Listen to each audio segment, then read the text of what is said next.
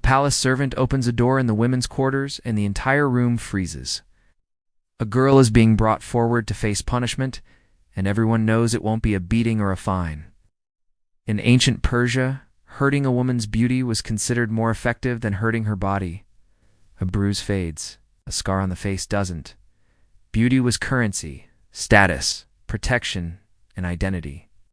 Taking it away was the ultimate way to break someone without killing them.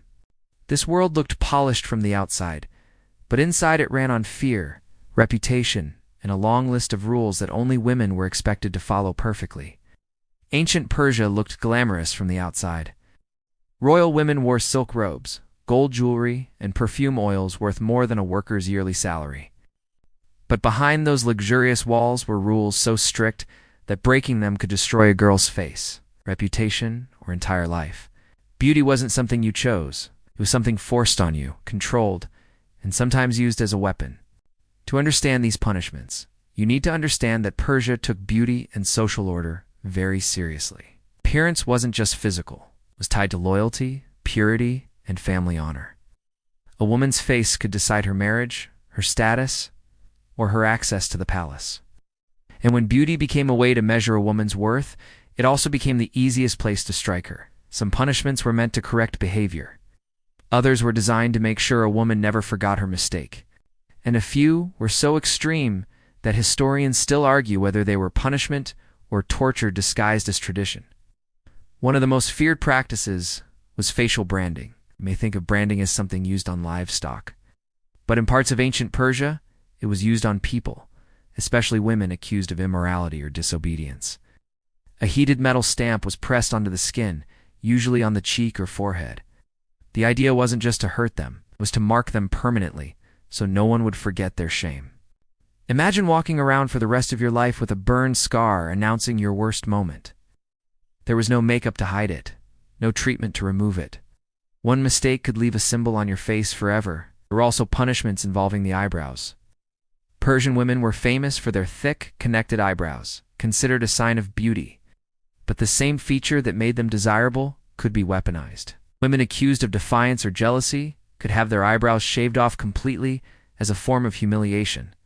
Losing the eyebrows made the face look unnatural, almost ghost-like, and the shame of it was enough to isolate a woman from society. Eyebrows take time to grow back, and during that period she was seen as someone who had failed in her role.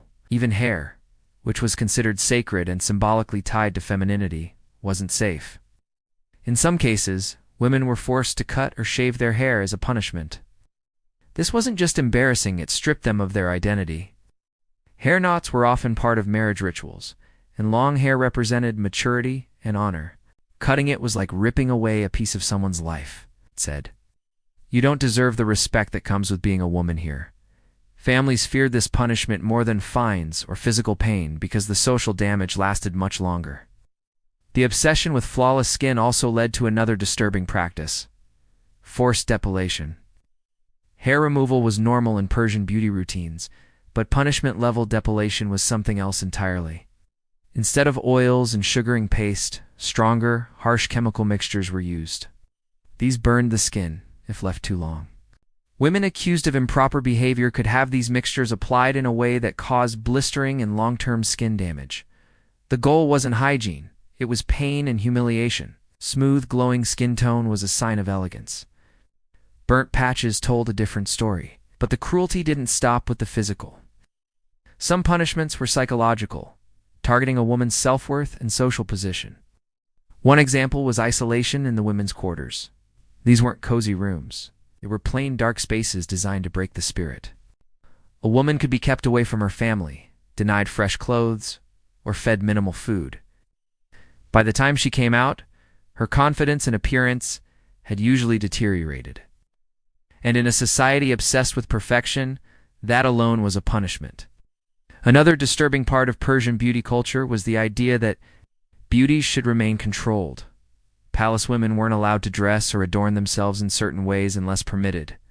If a woman appeared more attractive than she was supposed, especially if it threatened someone of higher status, she could be reprimanded. This created a constant pressure to balance looking attractive, but not too attractive. Too plain, and people would whisper. Too beautiful, and people would report. Women walked a tightrope every day. Even cosmetics were a battlefield. Kohl eyeliner, which made the eyes look larger and more intense, was a popular beauty tool, but it also became a punishment tool. There are accounts of thick, gritty kohl being forced into the eyes of women accused of vanity. It wasn't meant to beautify. It caused stinging, redness, and sometimes infection. The message was clear. If you misuse beauty, beauty itself will hurt you. Nails weren't spared either. Long, well-kept nails were admired, especially among noble families. But for women who disobeyed household rules, nails could be clipped painfully short or even scraped down roughly. This was a minor punishment compared to others, but it was psychologically strong. It targeted the tiny things that made a woman feel graceful. Losing them chipped away at her dignity. Some punishments were extreme enough that even ancient writers described them with discomfort. One form was the mask. Royal courts sometimes used decorated masks as beauty accessories. But there were harsher versions used for punishment. These masks were made of stiff metal or thick material that trapped heat and restricted the face. Women could be forced to wear them for hours.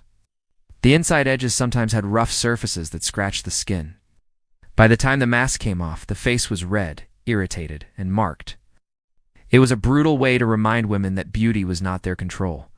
Even clothing was used to punish. Wearing plain colorless robes showed punishment status. Royal women normally wore bright colors and embroidery to display who they were. Taking that away made them invisible and powerless. In a culture where appearance signaled rank, removing beauty symbols was equal to stripping away identity. All of this might sound shocking now, but these punishments made sense to the people enforcing them. Ancient societies cared about order more than fairness. A beautiful woman who broke rules threatened that order, so they attacked the thing that represented her value, her appearance. Persia wasn't the only place with harsh beauty-related punishments, but it was one of the most sophisticated. Their society valued elegance so much that losing beauty hurt more than simple physical punishment. That's why these methods were so effective. They didn't just injure the body. No, they injured a woman's place in society, her confidence, and her future. Despite all this, Persian women also found ways to resist. Some hid their scars with veils. Some used homemade remedies to heal burns faster. Some embraced their scars with pride, refusing to be defined by them. History focuses on the cruelty, but behind it were real women who tried to survive in a world that judged them through a narrow lens. When you look at ancient Persian art, you see perfect faces, perfect posture, perfect style. But the truth behind those images is far darker. Beauty wasn't a choice. It was a battlefield. The price of crossing the line could follow a woman for the rest of her life. The past always looks glamorous from a distance. Gold crowns, marble palaces, silk gowns. They hide the fear, jealousy, and control systems underneath. Ancient Persia is remembered for its architecture and empire building, but its beauty culture reveals something deeper. When a society ties a woman's worth to her appearance, beauty becomes a dangerous weapon. Punishments start to look like rituals. Pain gets wrapped in tradition, and the victims disappear behind history's pretty images. These stories survive because they tell us something important about human behavior. Every era has its own version of beauty pressure.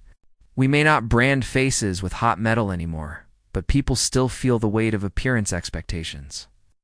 The methods changed. The pressure didn't. Ancient Persia shows how far a society can go when beauty becomes a tool of control. It's a reminder that behind every glamorous culture, there's a hidden cost someone had to pay. And sometimes that cost was written on the skin of the people who had the least power to escape it. If you enjoyed diving into this strange, scandalous corner of history, make sure to unlock more secrets with us here at Throne of Scandals. Hit that like button, subscribe, and ring the bell so you never miss a story hidden behind the golden doors of the past, because history is full of mysteries.